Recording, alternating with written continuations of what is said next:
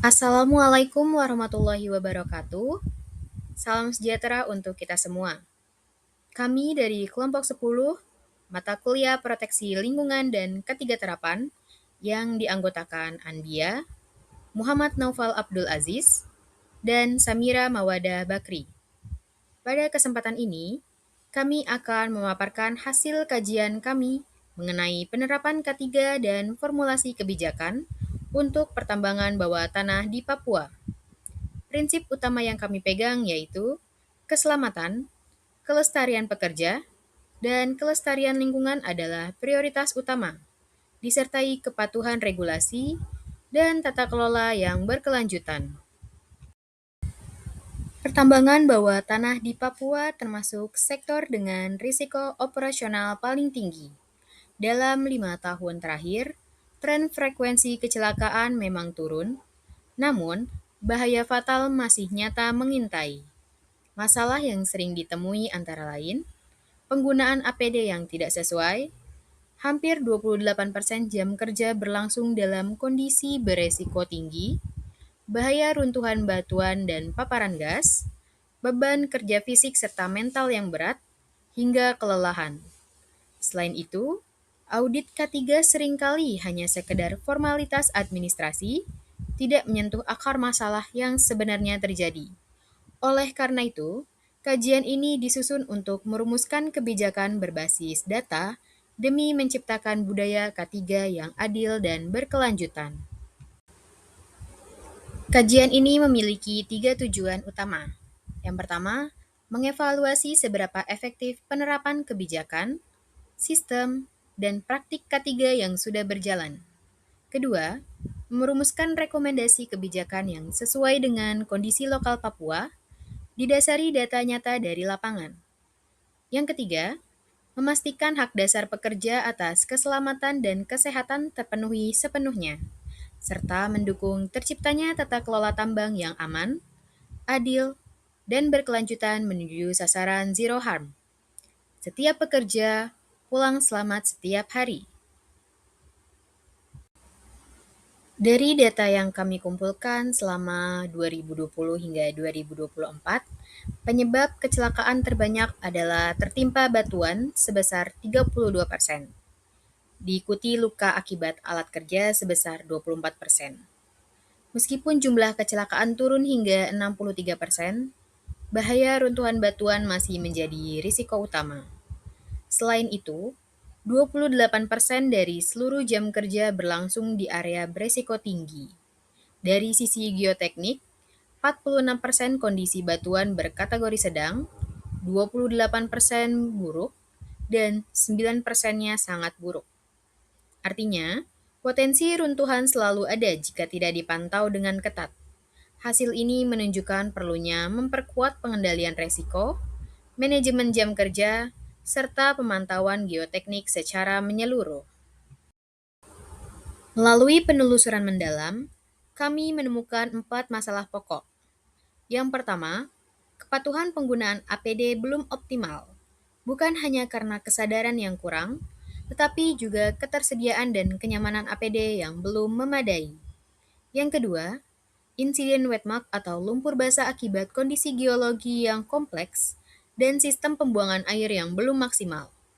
Yang ketiga, kelelahan pekerja akibat jam kerja panjang, waktu istirahat yang kurang berkualitas, serta budaya harus terus bekerja. Yang keempat, audit K3 belum efektif karena tindak lanjut tidak terverifikasi dan penegakan aturan belum tegas. Selanjutnya, implikasi kebijakan utama.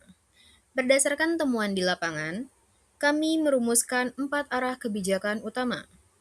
Yang pertama, memperkuat pengawasan dan penegakan aturan. Yang kedua, meningkatkan kompetensi dan ketersediaan petugas K3. Yang ketiga, mengintegrasikan teknologi dan digitalisasi sistem pemantauan. Yang keempat, memperkuat partisipasi pekerja dan pembentukan budaya K3 yang kuat. Semua kebijakan ini disusun dengan prinsip berbasis risiko, melibatkan semua pihak, transparan, serta menyesuaikan dengan kondisi khas Papua.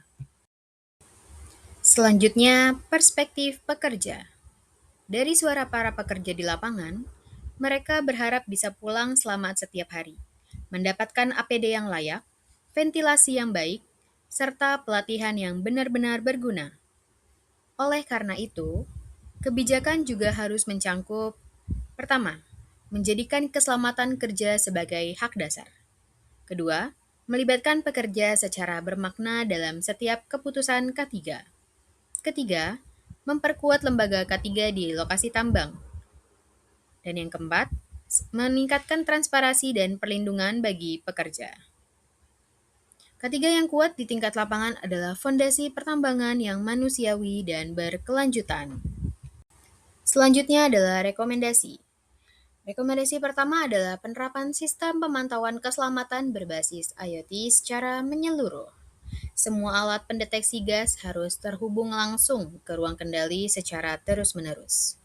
Jika kadar gas beracun melebihi batas aman dalam waktu yang ditentukan, sistem peringatan dan evakuasi akan berjalan otomatis. Selain itu, pengadaan APD harus disertai uji kesesuaian, termasuk bagi pekerja mitra kerja. Hal ini perlu dituangkan dalam peraturan terkait agar deteksi bahaya lebih cepat dan respon keselamatan menjadi lebih tanggap. Selanjutnya, rekomendasi kedua adalah memperbarui peraturan keselamatan tambang dengan mewajibkan pemantauan pergerakan batuan secara langsung menggunakan teknologi mikroseismik. Kami juga menetapkan batas aman kadar air maksimal 12%. Jika angka ini terlampaui, area kerja harus segera dikosongkan. Pemeriksaan kondisi tanah dan sistem pembuangan air juga harus dilakukan setiap 3 bulan oleh pihak independen. Langkah ini bertujuan mendeteksi dini potensi runtuhan dan menjaga operasional tetap aman dan stabil. Selanjutnya, rekomendasi ketiga adalah menerapkan aturan manajemen kelelahan yang jelas. Jam kerja giliran malam dibatasi maksimal 8 jam saja. Setiap pekerja harus diperiksa tingkat kewaspadaannya sebelum mulai bekerja menggunakan teknologi pendeteksi reaksi dan fokus. Selain itu, disediakan tempat istirahat yang layak di dalam tambang dengan pencahayaan khusus untuk membantu pemulihan energi. Dengan demikian, pekerja selalu dalam kondisi sehat, fokus, dan terhindar dari kecelakaan akibat kelelahan. Selanjutnya, rekomendasi keempat yaitu menyempurnakan Undang-Undang Nomor 1 Tahun 1970 tentang Keselamatan Kerja. Denda pelanggaran tidak lagi bernilai sama untuk semua perusahaan, melainkan disesuaikan dengan skala usaha agar benar-benar memberi efek jera.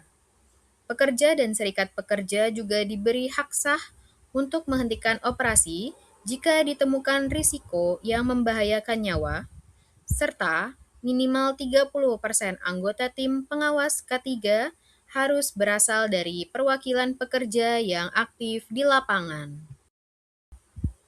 Pada bagian ini, kami akan menyampaikan kesimpulan dari hasil evaluasi penerapan keselamatan dan kesehatan kerja pada pertambangan bawah tanah di Papua. Kesimpulan pertama, meskipun kinerja keselamatan menunjukkan perkembangan yang positif dengan penurunan frekuensi kecelakaan hingga sekitar 63% dalam 5 tahun terakhir, resiko kecelakaan fatal masih menjadi tantangan utama. Ancaman seperti tertimpa batuan, kecelakaan alat berat, serta paparan lingkungan kerja berisiko tinggi yang mencapai sekitar 28% dari total jam kerja, menunjukkan bahwa upaya peningkatan keselamatan masih harus terus diperkuat. Kesimpulan kedua, masih terdapat beberapa akar permasalahan yang belum terselesaikan.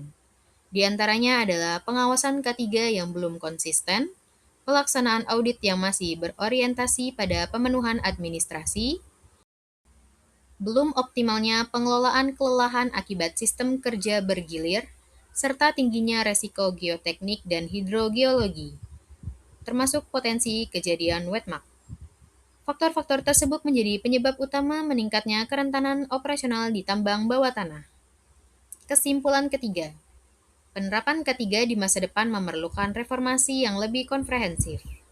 Sistem keselamatan tidak cukup hanya mengandalkan regulasi, tetapi harus didukung oleh penerapan teknologi pemantauan secara real-time, penguatan standar teknis geoteknik, implementasi fatigue management system, serta peningkatan partisipasi dan perlindungan hak pekerja dalam setiap proses pengambilan keputusan terkait keselamatan kerja. Sehingga dapat disimpulkan bahwa keberhasilan mewujudkan zero harm hanya dapat dicapai melalui kolaborasi antara pemerintah, perusahaan, dan seluruh pekerja. Dengan komitmen bersama, budaya ketiga yang kuat, serta dukungan kebijakan dan teknologi yang tepat, pertambangan bawah tanah di Papua dapat menjadi lebih aman, sehat, dan berkelanjutan. Sebagai penutup, keselamatan bukan hanya kewajiban, melainkan komitmen bersama untuk melindungi nyawa, lingkungan, dan masa depan. Mari kita wujudkan bersama pertambangan bawah tanah Papua yang selamat, sehat, produktif, dan berkelanjutan. Demikian yang dapat kami sampaikan. Terima kasih atas perhatiannya. Wassalamualaikum warahmatullahi wabarakatuh.